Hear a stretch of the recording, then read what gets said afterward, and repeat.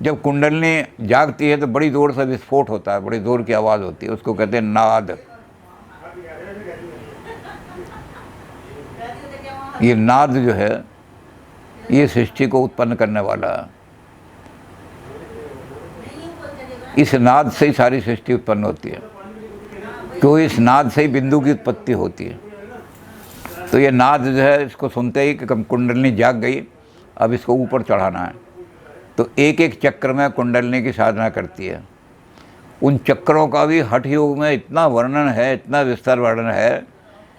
एक एक चक्र में आप पहुँचेंगे तो उस चक्र का रंग कैसा है, उस चक्र की शक्ल कैसी है, वहाँ जो कमल है वो कितने दल वाला है, 4 दल वाला है या 2 दल वाला है या 6 दल वाला है, इसका भी हठ योग में बड़ी विस्तार से वर्णन किया गया है। और उसकी साधना, वहाँ कुछ बीज मंत्र भी दिए हैं कि इस बीज मंत्र से इस चक्र की साधना होगी। तो सबसे पहला चक्र जो है मूलाधार चक्र है, जहाँ कुंडलनी लेटी हुई, यूँ कुंडलनी को जगाना है पहले तो। जो नीचे की तरफ उसका 3 चक्र में लेटी हुई है वो, और 3 चक्कर हैं उसके, उसकी पूँछ ऊपर को है, मुंह नीचे को है। जब नाड़ी शुद्धि हो जाती है तो कुंडलनी एकदम पलट जाती है, मुंह ऊपर को कर लेती है, पूँछ नीचे चली जाती है, तब विस्फोट होता है। वो बड़ी ज़ोर की आवाज़ उसके जागने की होती है, वो नाद कहलाता है। और इस नाद से सारी सृष्टि की उत्पत्ति होती है। कुंडलनी जब जाग जाएगी तो समझ लो अब सारे शरीर में एनर्जी जाग जाएगी हमारी जो आज की मॉडर्न बायोलॉजी है वो भी इस बात को मानती है कि हमारी जो मेरुदंड है, यानी स्पाइनल कॉर्ड है, इसके अंदर एक बहुत ही सॉफ्ट तंतु ऐसे बने हुए हैं, बहुत ही सॉफ्ट है। वो अगर ज़रा से भी हिल जाए तो इतना पेन होता है। एक भी हड्डी का उसका जो हिस्सा है, रीढ़ की हड्डी का ज़रा सा भी हिल जाए तो बहुत पेन करता है, क्योंकि बड़ा सॉफ्ट है वो। उस सॉफ्ट कोमल रास्ते पर जब चलती है कुंडलनी सारी की सारी, तो उसका रास्ते का एक एक रास्ते का, इसको इन्होंने कहा प्लूक्सिस, नर्व प्लूक्सिस, नर्वस सिस्टम में सारा काम जो है हमारा। तो मॉडर्न साइकोलॉजी या मॉडर्न बायोलॉजी कहेगी कि हमारे शरीर के अंदर 2 तरह की जो क्रियाएं हैं, एक तो ऐसी हैं ऑटोनॉमिक क्रिया, यानी जिसके लिए सोचना नहीं पड़ता, अपने आप हो जाती हैं। कोई कीड़ा सामने से आ रहा है तो हमें सोचना नहीं पड़ता क्या करें, पलक अपने आप झपक जाते हैं। सामने से शेर आ रहा है तो हमारी जो एनर्जी है वो एकदम क्या करेगी, मसल्स टाइट हो जाएंगे, हमारी आंखें पुतलियां फैल जाएंगी, हार्ट की धड़कन बढ़ जाएगी। और फिर उसके बाद जब ये हो जाएगा तब हमारी बुद्धि कहेगी कि ये क्या हो गया।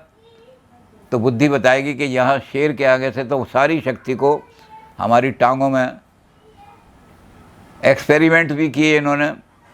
एक्सपेरिमेंट किए कि एक हॉस्पिटल में ऐसे मरीज़ लेटे हुए थे जो बहुत ही, जिनका शरीर दुर्बल हो गया था और वो चल फिर नहीं सकते थे, उनका इलाज हो रहा था। तो वहाँ उन्होंने एकदम आवाज़ लगा दी, बाहर कहीं थोड़ा सा कागज़ जला करके आवाज़ लगा दी कि हॉस्पिटल में आग लग गई, हॉस्पिटल में आग लग गई। और जैसे ही उन्होंने आवाज़ लगाई तो वो जो बड़े बड़े ऐसे दुर्बल लोग जो थे ना, उनकी भी सारी एनर्जी, उनके जो नर्व प्लूक्सिस थे, उन्होंने सारी जो एनर्जी थी वो पैरों के मसल्स में सारी ला दी। और इतनी एनर्जी आ गई कि बड़ी तेज़ी से भागे। उसमें कुछ लोग तो मर भी गए बाहर जाकर, क्योंकि सारी एनर्जी वहीं नष्ट हो गई। तो उन्होंने कहा ये नर्व प्लूक्सिस जो हैं ये ऑटोमेटिक काम करते हैं, इसमें ये ऑटोमेटिक काम करते हैं, ये इसलिए कि प्लूक्सिस जो है हमारी उसमें उस रास्ते में बने हुए जो कुंडलनी का रास्ता है। 6 प्लूक्सिस हम मानते हैं, 6 ही वही मानते हैं। तो पहले प्लूक्सिस में पहले का वर्णन सारा वो जो किया उन्होंने कि उसमें 2 दल का कमल है, उसके बीज ये हैं, बीज मंत्र ये हैं, इन बीज मंत्रों का जाप करो तो ये आपका जो चक्र है इसका भेदन हो जाएगा, और ये चक्र जो है ये रास्ता छोड़ देगा कुंडलनी के लिए। उसके ऊपर चलोगे तो स्वादिष्टान चक्र, ये हमारी जनन इंद्रियों से 2 उंगल ऊपर रहता है, कुंडलनी वहाँ तक आ जाती है। और उसके बाद क्या होता है कुंडलनी के, अगर वहाँ कुंडलनी को आपने साधना कर ली तो आप ऊर्ध्व रेता बन जाओगे, यानी आपका रेतस जो है, वीर्य जो है या ओज जो है वो ऊपर की तरफ चला जाएगा, नीचे को नहीं गिरेगा। तो ये कुंडलनी जब वहाँ आती है तो स्वादिष्टान चक्र में, तो हमारे अंदर वो शक्ति पैदा करती है कि हमारा सारा ओज जो है सिमट करके सारे शरीर में व्याप जाता है। शरीर के एक एक अंग में शक्ति आ जाती है, बहुत शक्ति आ जाती है। अब वहाँ से उसके भी नोन दिए हैं कि वहाँ कौन सा कमल विराजमान है, कितनी पंखड़ियों वाला कमल है, उसका कौन सा रंग है। जो स्वादिष्टान चक्र है, जैसे मूलाधार का तो रंग लाल है, अब ऊपर जाएंगे तो कौन सा रंग है, तो स्वादिष्टान में आए नीला रंग हो गया उसका। वो कैसा है, तो सारी चीज़ें जो है उनकी कि कैसा रंग है, कौन से बीज मंत्र हैं, क्या हैं सारे, उसका सारा वर्णन हठ योग में हमारे बहुत विस्तार से दिया हुआ है। और जब वहाँ उस चक्र को उस साधना से भेदन कर दोगे तो आगे का रास्ता खुल जाएगा कुंडलनी के लिए। तो कुंडलनी उसके बाद ऊपर को चलेगी, मणिपूरक पर आ जाएगी। मणिपूरक चक्र जो है वो हमारा वो जो नाभि है उस नाभि के बिल्कुल पीछे विराजमान है। और मणिपूरक चक्र के पे जब आ जाती है तो वहाँ पर क्या होता है कि शरीर के अंदर जो भी चीज़, आप पत्थर भी खाओगे तो हजम हो जाएगा शरीर के अंदर। इतनी शक्ति आ जाएगी आपके अंदर कि आप शरीर की पाचन शक्ति, ये पाचन शक्ति शरीर में रक्त बनाती है, ये सारे तत्व यही बनाती है पाचन शक्ति। 5 तत्व हैं हमारी शरीर के अंदर, मांस है, मज्जा है, हड्डियां हैं, वीर्य है, ये सारा उसको 5 तत्वों को जो बना कहाँ बनते हैं, ये सारे यहाँ बनते हैं मणिपुर, जहाँ हमारा ये मणिपूरक चक्र है। यहीं सारी अंतड़ियों में और सारे हमारे स्टमक में सारा खाना पच जाता है। अगर खाना ना पचे तो ना खून बनेगा, ना हड्डियों में कैल्शियम जाएगा, ना मज्जा। इसके अंदर हड्डियों के अंदर मज्जा होती है। मज्जा यानी ऐसी चीज़ भरी होती है जो हड्डियों को मजबूत रखती है चलने फिरने में। अगर ज़रा सी भी मज्जा ख़त्म हो जाए तो घुटने बिल्कुल बेकार हो जाते हैं, जोड़ बिल्कुल बेकार हो जाते हैं। तो मज्जा कहाँ से बनेगी जब खाना ही हजम नहीं हो रहा। और जब मज्जा बन जाएगी तो रक्त बनेगा, और फिर उस रक्त से क्या होगा कि रक्त जो है हमारे प्रोटीन भी बनाएगा। बाहर की तरफ जो चीज़ें हैं वो तो मांस बनाएगा, और अंदर की तरफ से जाएगी वो ओज बनाएगा। वो ओज हमारे शरीर में जो बनेगा फिर हमारे शरीर को तेज पैदा करेगा। तो मणिपूरक चक्र इसलिए महत्वपूर्ण है कि सारा हमारे शरीर की क्रिया का करने वाला, तो उसके कितने दल हैं, कितने कौन कौन से वहाँ मंत्र हैं, इसका भी वर्णन सारा हठ योग में है। तो ये अनाहत चक्र का मतलब क्या होता है? अनाहत चक्र का, अनाहत जो चक्र है ये संस्कृत के अनाहत से बना है। क्योंकि नाद जब पैदा होता है, आवाज़ जब पैदा होती है, जो होता है जब किसी चीज़ को आहत किया जाए, मारा जाए। जब कोई चीज़ किसी से मारी नहीं जाती तो उससे कैसे आवाज़ पैदा हो सकती है? तो ये आवाज़ ऐसी है जो बिना किए हुए, अनाहत, बिना मारे हुए ये आवाज़ पैदा होती है। वहाँ हृदय का चक्र है ये हमारा अनाहत चक्र। इस आवाज़ को केवल योगी सुन सकता है। जब यहाँ कुंडली पहुँच जाती है तो वो बहुत ज़्यादा शक्तिशाली हो जाती है, और वो ऐसी आवाज़ पैदा करती है, हवा हवा से टकराती है, प्राण प्राण से, अपान वायु व्यान वायु से टकराती है, और हवा के टकराने से आवाज़ पैदा होती है। उस आवाज़ को केवल योगी ही सुन सकते हैं, साधारण आदमी नहीं सुन सकता। इसलिए उसको अनाहत कहा गया है। और अनाहत का बिगड़ा रूप है अनहद।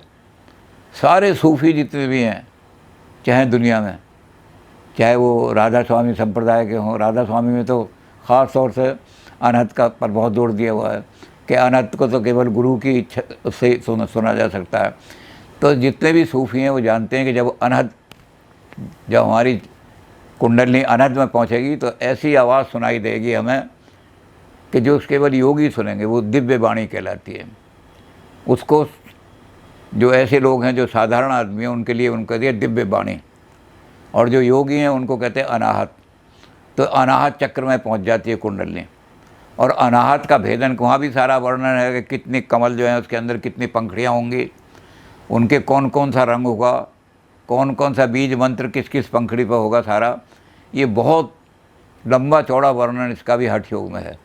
क्योंकि जब साधना करनी है तो पूरा आना चाहिए हमें कि इस चक्कर पे यहाँ साधना करनी है तो ये कमल है, इसका हम ये रूप धारण करेंगे, वही कलर अपने सामने रखेंगे कि ये रंग हमने सामने रखा कि भाई यहाँ पर आएगी तो इसका रंग केसरिया होगा, तो केसरिया रंग से ही हम सारा देखेंगे, केसरिया अपने सामने रखेंगे।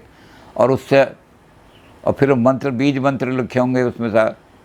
तो ये बीज मंत्र वैसे तो ये है कि भाई बीज मंत्र किसी को भी ओपनली नहीं देने चाहिए। गुरु जो है कान में मंत्र देता है, लेकिन वो जब पढ़ाते हैं तो ये हो जाता है भाई चलो कि ये है अंग कंग चंग टंग रंग रंग यंग दिजाग्रम दिजाग्रम, ऐसे सारे हो।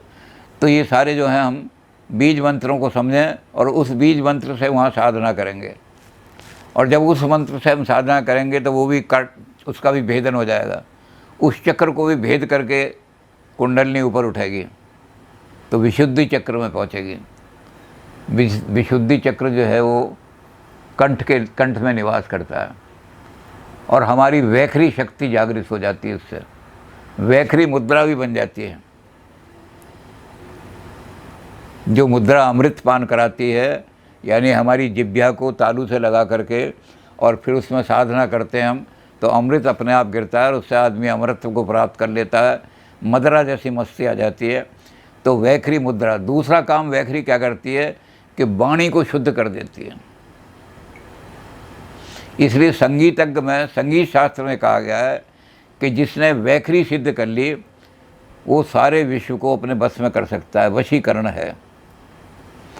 आपकी वाणी में इतनी शक्ति आ जाएगी कि आप जिस आदमी से 10 मिनट भी बात करोगे वो आपका चेला बन जाएगा।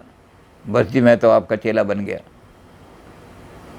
तो ये वैखरी शक्ति को शुद्ध जाकर विशुद्धि तंत्र में जगाती है। ये दोनों काम करती है। बाहर भी वैखरी शक्ति हमारी वाणी को इतना शुद्ध कर देती है, तो संगीत जो है आदमी को मोह लेता है। और संगीत जैसी सुरीली आवाज़ आपकी बन जाए और आपके मुंह में से कोई अपशब्द न निकले, और ऐसे शब्द निकले तो हर एक आदमी को आप मोहित कर लेंगे।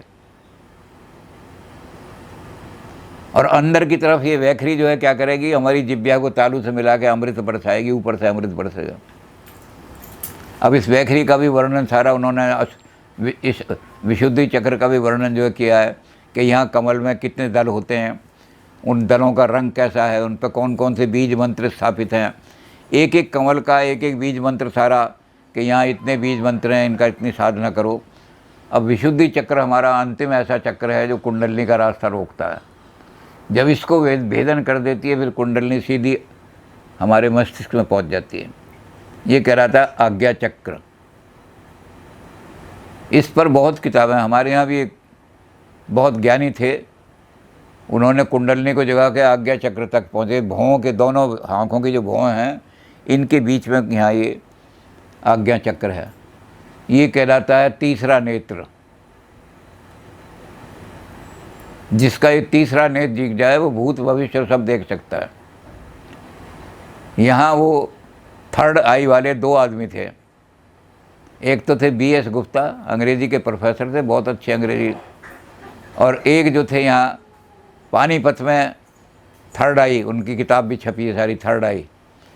वो पानीपत में थे, उन्होंने थर्ड आई जागृत कर रखी थी। और हमारे जो यूनिवर्सिटी के वाइस चांसलर के सेक्रेटरी थे वो उनके बड़े चेले थे।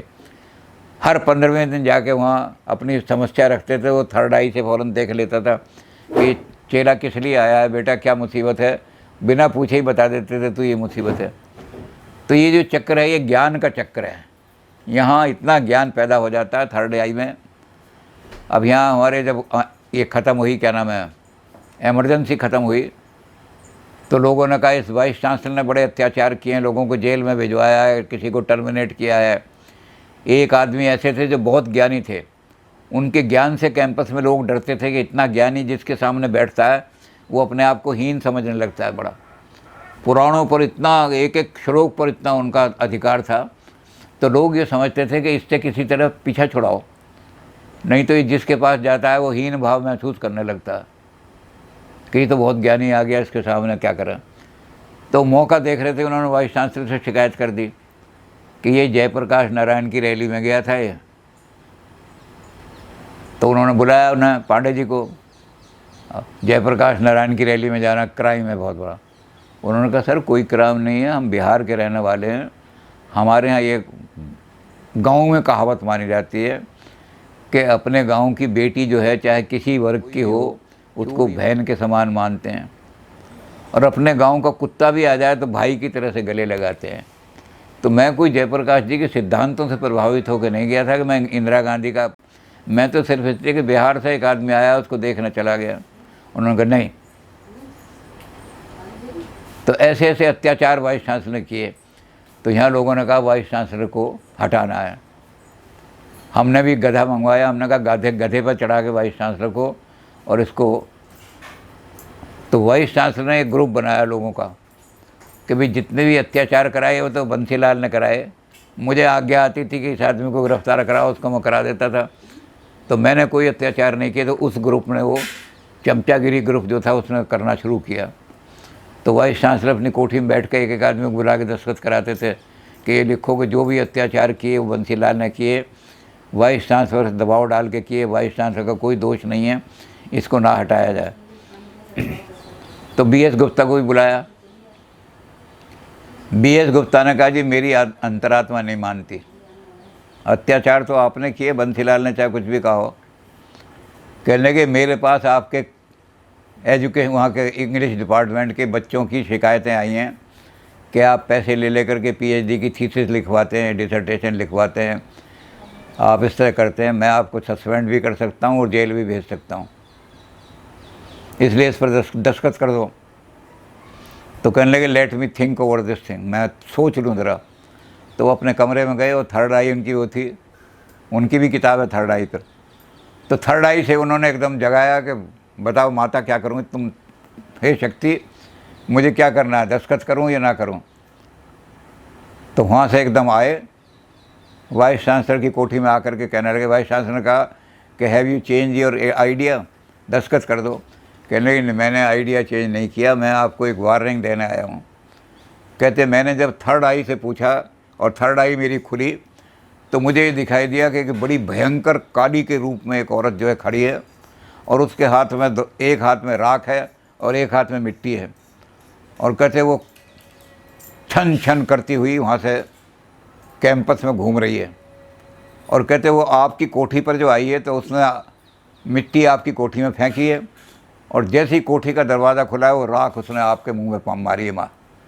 तो इसलिए अगर आपने अपनी जान बचानी है तो भाग जाओ, क्योंकि कोई नहीं तो ऐसा कर्म होने वाला है कि लोग आपको या तो मारेंगे या कुछ आपके साथ। तो कहने लगे इसलिए भागना है तो भाग जाओ। तो उसी समय वाइस चांसलर को किसी ने जाके कह दिया कि देवेंद्र शर्मा जो मिनिस्टर है ये गधे पर चढ़ा के आपको पिपली तक छोड़ के आएगा। तो वाइस चांसलर ने कार निकाली और भाग लिए, दिल्ली पहुंच गए उसी समय। ये थर्ड आई का कमाल है। तो थर्ड आई जब खुल जाती है आदमी की दिव्य शक्ति खुल जाती है और ये अंतिम पड़ाव होता है। जैसे ये ज्ञान की आँख खुलती है आदमी की ज्ञान मुद्रा से, तो कुंडलनी सहस्रार कमल में चली जाती है। सहस्रार का मतलब ऐसा कमल जिसमें 100 पंखुड़ियाँ हैं और उल्टा रखा हुआ है। इसको हम ब्रेन कहते हैं या वाइट, जिसको भी वाइट क्या कहते हैं उसको, ब्रेन के अंदर जो सबसे बड़ा ब्रेन है मेन ब्रेन, वो सारा वहाँ पहुँच जाती है। तो कुंडलनी जब वहाँ पहुँच जाती है तो वहाँ शिव का निवास है और उस शिव के निवास में जाकर के मिथुन पिंड बनता है। भगवान शंकर उसका आलिंगन करते हैं और उनका मिथुन होता है और उस मिथुन से बिंदु पैदा होता है, यानी सृष्टि पैदा होती है। ये जो हमारा तंत्र का साधन है, आज सारे अमेरिका में बहुत बड़े जो उनके साइको एनालिस्ट हैं, कार्ल गुस्ताव युंग उनका नाम है, उन्होंने इसको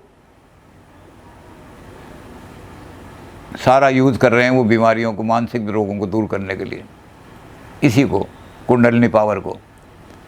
और उसके अंदर क्या कर रहे हैं कि जब ये बिंदु पैदा होता है, इस बिंदु का मतलब क्या है कि पर्सनैलिटी आदमी की विकृत रहती है, आदमी बड़ा परेशान रहता है, कहीं केंद्रित नहीं हो पाता। तो वो जो बिखरी हुई पर्सनैलिटी है, टूटी हुई विखंडित पर्सनैलिटी आदमी की, ब्रोकन पर्सनैलिटी जो है, वो जब शिव से मिलती है तो बिंदु पैदा होता है और वो बिंदु चारों तरफ को फैलता है। 4 विधाएं हैं हमारी पर्सनैलिटी की, उस बिंदु से चारों विधाएं जो के बाद में स्वास्तिक बन जाती हैं। चारों विधाएं जो हैं वो स्वास्तिक का रूप ले लेती हैं। तो जब ये बिंदु से चारों, तो संतुलित व्यक्तित्व, चारों ध्यान बनते व्यक्ति में संतुलन आ जाता है। और संतुलित व्यक्ति जो है वो बिल्कुल नॉर्मल व्यक्ति बन जाता है, एबनॉर्मलिटी दूर हो जाती है। तो तंत्र को जो लोग जादू टोना समझते थे कि जादू टोना है, उसको त्याग दिया था। जब उन्होंने गोरखनाथ जी का सारा ये पढ़ा और फिर हठ योग पढ़ा, हठ योग प्रदीपिका बहुत ऐसी किताब है जो आज सारा जो योग पालन हो रहा है, ये नाम तो पतंजलि का लेते हैं लेकिन है सारा ये हठ योग ही, जितना सारा ही हठ योग है जिसका पालन हो रहा है। तो हठ योग के द्वारा पर्सनैलिटी को संतुलन, हमारे यहाँ तो कह दिया भाई वो जब जाएगी तो आदमी परमात्मा को प्राप्त हो जाएगा, मोक्ष को प्राप्त हो जाएगा। लेकिन इन्होंने मोक्ष के बारे में क्या कहा है पाश्चात्य लोगों के ने, कि परमात्मा को प्राप्त होने का मतलब है परम शांति और बैलेंस्ड पर्सनैलिटी बन जाएगी, जो एबनॉर्मलिटी थी सारी खत्म हो जाएंगी और बैलेंस पर्सनैलिटी बन जाएगी। तो योग की इन्होंने जो साधना है वो संसार को हमारे नाथों में से सबसे बड़े जो नाथ हैं, जो बिल्कुल शिव का जिनको वरदान आया, वो गोरखनाथ जी ने दिए। अब इनका तांत्रिकों का, इनका नाथपंथियों का ये मानना है कि गोरख पंथ जो हैं वो आदि शिव हैं, शिव के रूप हैं, शिव के अवतार हैं। इसलिए चारों युग में वो साधना के लिए, संसार का कल्याण करने के लिए, क्योंकि शिव का मतलब कल्याण, वो चारों युग में अवतार धारण करके लोगों का कल्याण करने, मोक्ष मार्ग दिखाने आते हैं। योग शास्त्रेन पठेन नित्यम किमन्न शास्त्र विस्तरव। जो योग शास्त्र का नित्य पाठ करते हैं और इसका पालन करते हैं, फिर दुनिया में किसी भी ग्रंथ के पढ़ने की आवश्यकता नहीं रहती, वो योग द्वारा ही। और जैसा कि उन्होंने आदिनाथ ने ये कहा कि सारे जितने भी साधन हैं दुनिया के, उनका आधार योग है। उपनिषद में भी योग मिलेगा, वेद में भी योग मिलेगा, वेदांत में भी योग मिलेगा, सांख्य में भी योग मिलेगा, हर जगह योग। क्योंकि बिना योग की साधना के देवता भी मोक्ष प्राप्त नहीं कर सकते, देवताओं का भी संतुलन नहीं आ सकता उनके व्यक्तित्व में। तो ये योग की साधना जो है ये हठ योग कहलाती है। और इसको केवल इसमें ही नहीं कि हठ योग में दी हो, ये हमारे ग्रंथों में, ये शिव पुराण में घेरंड संहिता के नाम से है। शिव पुराण तो हमारा सनातन धर्म का पुराण है। तो योग से कोई चीज़ छूटी नहीं है, कहीं भी छूटा हुआ नहीं है। इस योग के आदिनाथ, सबसे पहले उन्होंने आदिनाथ ने योग सिखाया दुनिया को, और सबके अंत में जाकर के तो ये क्या करते हैं, ये सतयुग में जब अवतार लेते हैं तो अपनी साधना का स्थान बनाते हैं झेलम के किनारे। वो झेलम के किनारे जो स्थान बना हुआ है, वहाँ पर जहाँ इन्होंने अपना पहली साधना की, वो कहलाता है गोरख टीला। वो गोरख टीला वहाँ मौजूद है। वहाँ गोरखनाथ ने सतयुग में साधना की थी और कल्याण किया था लोगों का। उसके बाद त्रेता युग आता है। त्रेता युग में शिव जो थे गोरखनाथ जी के रूप में प्रकट हुए, और गोरखनाथ जी के रूप में प्रकट हुए तो उन्होंने साधना की कहाँ जा कर के, नेपाल से जो इरावती नदी निकलती है वहाँ से, नेपाल और बाहर, वो गोरखपुर जगह कहलाती है। तो गोरखपुर उनका साधना स्थल है उन्हीं के नाम से। तो उन्होंने त्रेता युग में गोरखपुर में सारी और सबको ज्ञान दिया। यहाँ तक कि कृष्ण जी को भी योग की साधना कराने के लिए, कृष्ण जी को भी योग मार्ग बताने के लिए यही गए थे। और उस योग को फिर कृष्ण ने अपने रूप से परिवर्तित करके ज्ञान योग और कर्म योग ये करके, इसके अलावा फिर कृष्ण ने अंत में जब देखा उन्होंने कि सारे योग तो इन्फीरियर हैं, तो ऊपर आ गए राजयोग। अब राजयोग का भी उन्होंने बौद्ध ग्रंथ वो जो थे सहज मार्गी, उन्होंने राज का मतलब ये दिया कि रजोसुल, रज माने जब स्त्री मासिक धर्म होता है तो रजस्वला होती है, तो रज का मतलब रजस्वला स्त्री, और रजस्वला स्त्री के साथ मिलना, मिलप करना, ये राजयोग है। क्योंकि रजस्वला स्त्री के साथ कोई संभोग नहीं करता, और जिस आदमी के अंदर इतनी साधना होगी कि रजस्वला स्त्री के साथ संभोग करके भी वो बीमारी नहीं उसको होगी, तो वो राजयोग कहलाता है। तो इन्होंने, गोरखनाथ जी ने कहा कि रज का मतलब ये नहीं है राज का। राज का मतलब जितने योग हैं उन सबका स्वामी। राज का मतलब होता है चांदी, चांदी की चमकने वाला। तो इन्होंने, बौद्धों ने जो गलत अर्थ दिया था उसका इन्होंने ठीक कर दिया कि कृष्ण ने सारे योग को यहाँ से सीख करके पहले अपने 3 योग दिए, और उसके बाद उसने सबसे ऊपर राजयोग को रख दिया। तो राजयोग जो सबसे श्रेष्ठ है वो यहाँ से लिया उन्होंने। तो और वहाँ उन्होंने साधना करके कहाँ से दिया? गोरखपुर से। गोरखपुर में साधना की उन्होंने। उसके बाद आया, नहीं मतलब वो तो राम के ज़माने का था, गोरखपुर आया, जब कृष्ण का युग आया तो ये इन्होंने क्या किया कि प्रभास क्षेत्र में पहुँच गए, जहाँ कृष्ण का क्षेत्र द्वारका, और वहाँ जा कर के साधना की। और प्रभास क्षेत्र में जहाँ साधना की वो आज भी जगह गोरख मुंडी कहलाती है। वहाँ गोरख मुंडी में इन्होंने साधना करके कृष्ण को सारा उपदेश दिया था, सारे योग कृष्ण को सिखाए थे। और कृष्ण ने सारे योग अपने बना करके अपने योगों के ऊपर फिर सबसे बड़ा राजयोग इनका रख दिया कि राजयोग ये है। और कलयुग में इन्होंने अवतार लिया गोरखनाथ जी ने और अपनी साधना की। पेशावर के पास एक जगह है जहाँ गुरु नानक जी से इनका वार्तालाप हुआ था। इनका शास्त्रार्थ कई बार हुआ गुरु नानक देव जी से। ये पेशावर के पास जगह वो कहलाती है गोरखहट्टी। गोरखहट्टी बड़ा प्रसिद्ध स्थान है और इसलिए गोरखपंथी लोग जो हैं ज़्यादातर इस इलाके में मिलेंगे। अब तो वहाँ से सब इधर आ गए हैं, लेकिन वो पश्चिमी पंजाब में वो रांझा को भी गोरखपंथी मानते हैं। रांझा जो था उसने हीर को प्राप्त करने के लिए इतनी तपस्या की थी कि जब वो नदी में पार करने लगा तो नदी ने भी रास्ता छोड़ दिया था उसके लिए। तो हीर को भी मानते हैं कि हीर वहीं गोरख मंडी में उसने, जहाँ गोरखहट्टी है वहाँ साधना की थी। तो जहाँ साधना करता है वो वहाँ पर कलयुग में उसके अंदर बड़ी शक्तियाँ आ जाती हैं, अपार शक्ति। तो हठ योग अपार शक्ति का भी देने वाला है।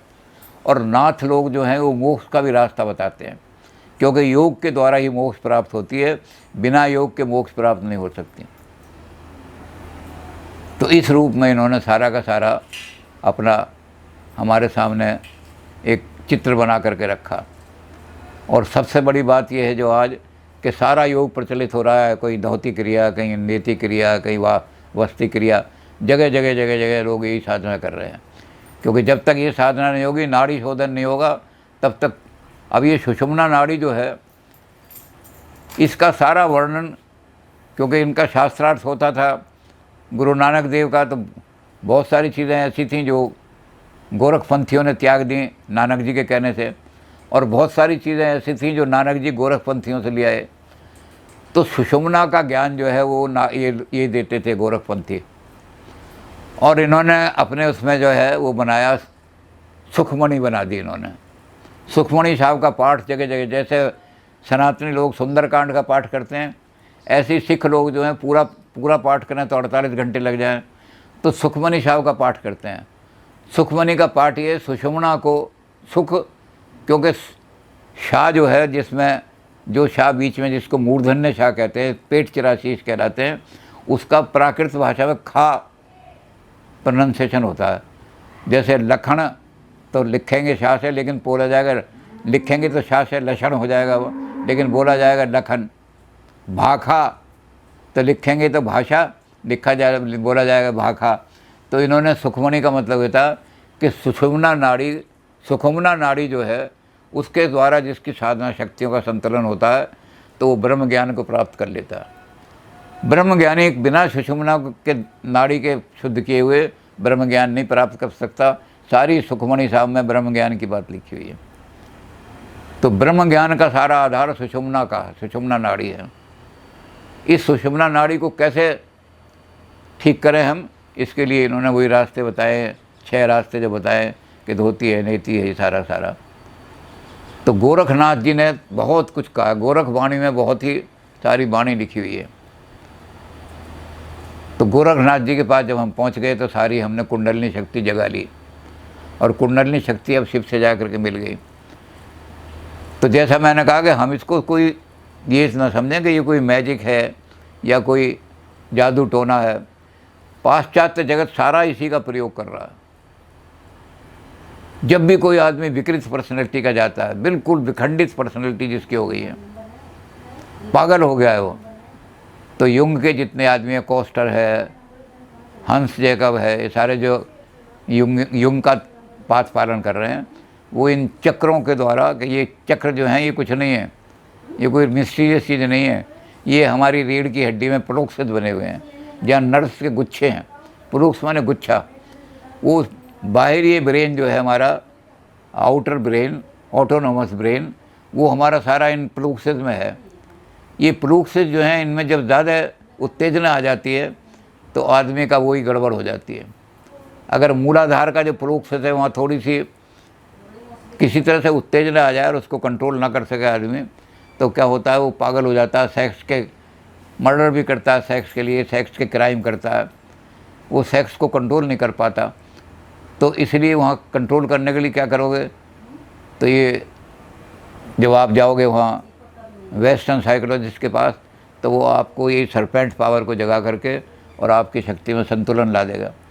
तो ये जो तंत्र शास्त्र है, या जिसको हम ये हठ योग कहते हैं, ये हठ योग जो है ये विकृत पर्सनैलिटी को, यानी साइंस की दृष्टि से, वहाँ तो इसको स्पिरिचुअल दृष्टि से कह दिया कि मोक्ष का मार्ग, और नाद से बिंदु की उत्पत्ति करने वाला, सृष्टि की उत्पत्ति बिंदु से ही होती है, तो उत्पादन बन जाता है, सृजनात्मक बन जाता है।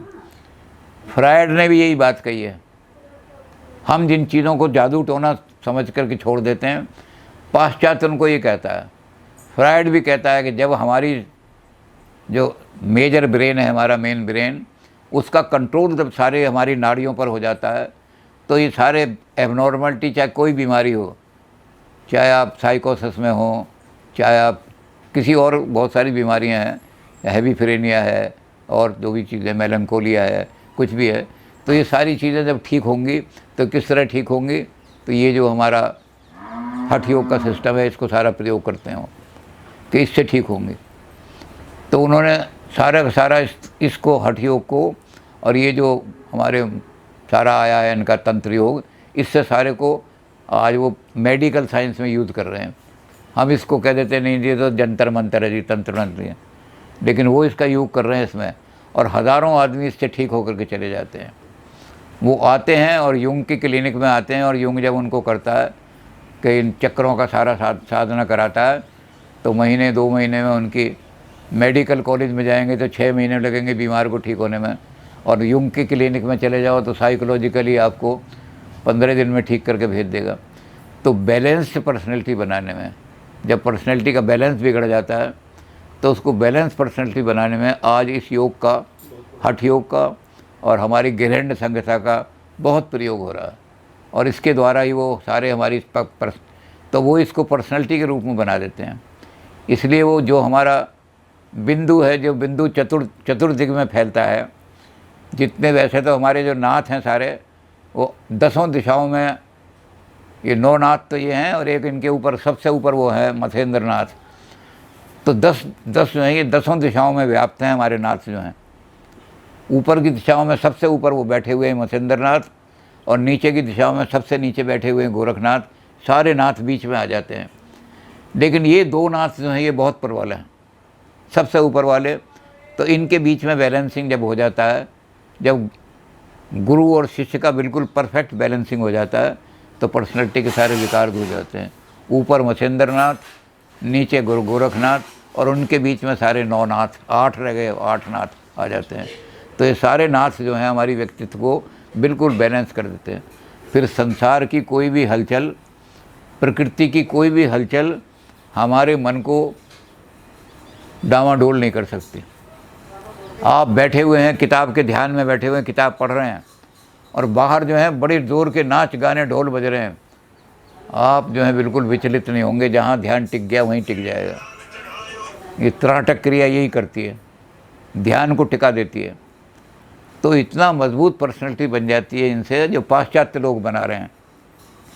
हम लोग इनको सुख कह देते हैं कि ये तो इस तरह से गुरु गोरखनाथ जी ने सारा का सारा जो वज्रयान के अंदर विकार थे, जो गलत अर्थ लिए जा रहे थे मांस के, मदिरा के, उन सबको शुद्ध बना करके पूर्ण सनातन रूप दे दिया, इनको सच्चा आगम बना दिया, प्योरीफाइड करके कहा कि ये जो हैं वज्रयान के विकार, ये हैं, असली चीज़ ये हैं, मांस ये है, और पशु का ही मांस है। इनको इन्होंने भी कहा ये भी पशु की बलि दी जाती है, यहाँ भी हम पशु की बलि दे रहे हैं।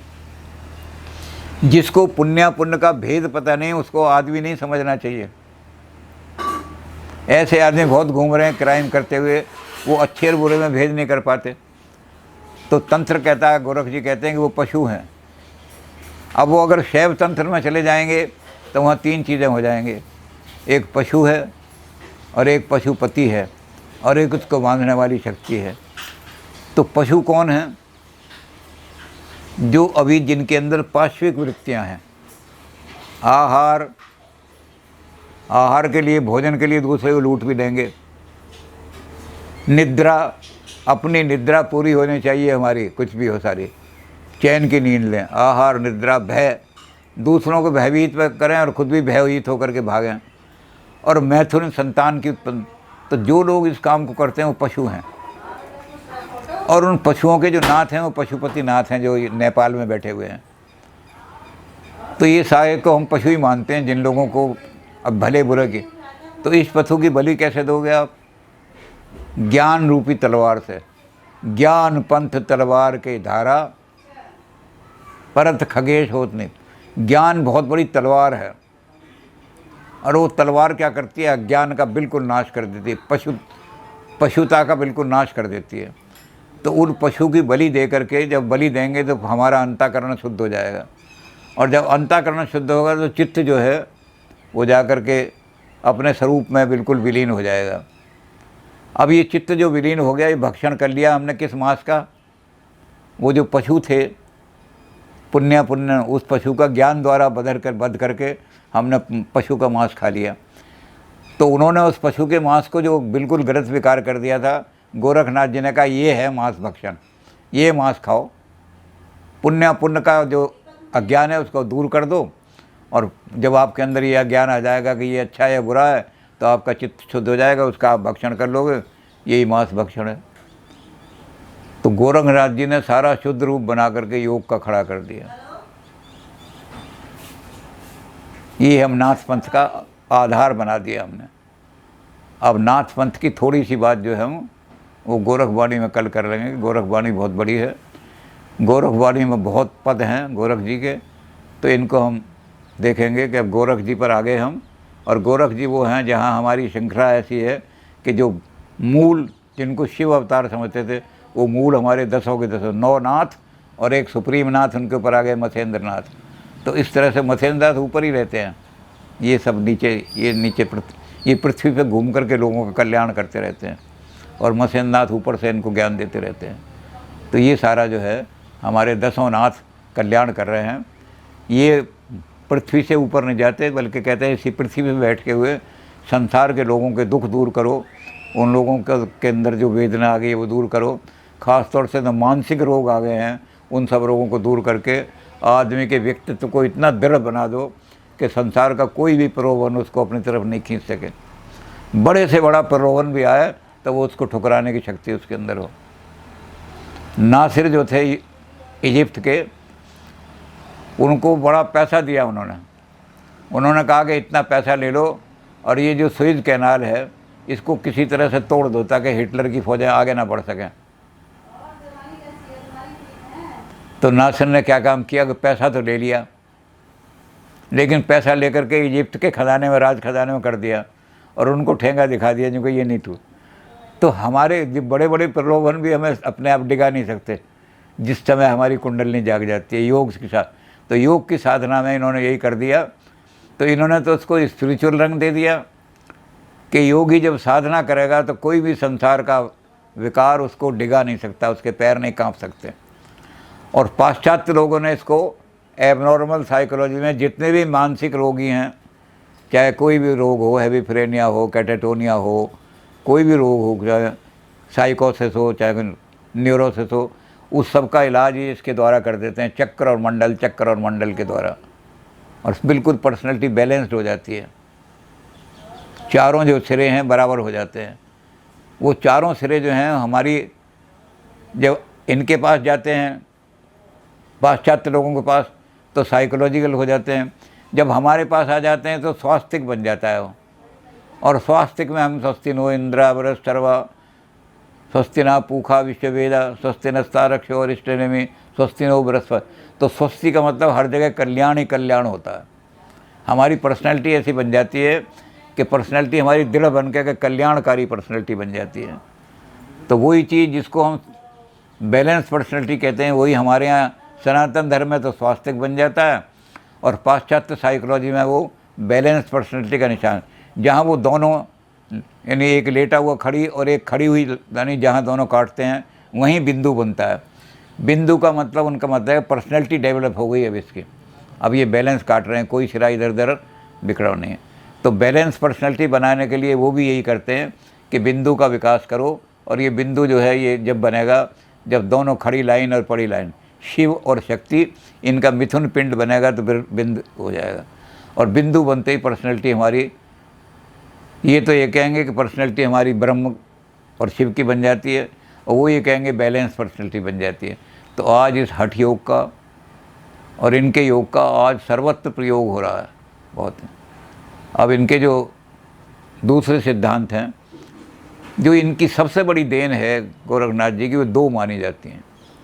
एक तो ये मानी जाती है कि जितना भी वज्रयान ने शब्दों को लेकर के उन्हें विकृत कर दिया था, इन्होंने सबको परिशुद्ध कर दिया। मैथुन क्या है? परिशुद्ध कर दिया। शिव को शक्ति से मिलाना, ये मैथुन है। एक एक शक्ति इन्होंने एक एक चीज़ का परिशुद्ध कर दिया। तो सारे वज्रयान का नाश कर दिया इन्होंने, इसको कौलाचार कहते हैं। उस कौलाचार तंत्र का नाश कर दिया और उसको शुद्ध तंत्र बना दिया।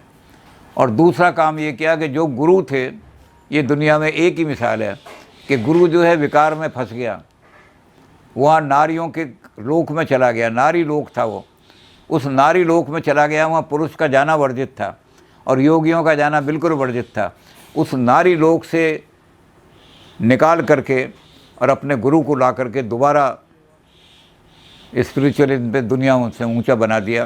तो ये दो इनकी बहुत बड़ी देन है। बाकी तो सारा योग शास्त्र है ही बहुत बड़ा लंबा। तो इस योग, ये इनकी देन को, अब इनके सिद्धांतों पर हम बात करेंगे बाद में।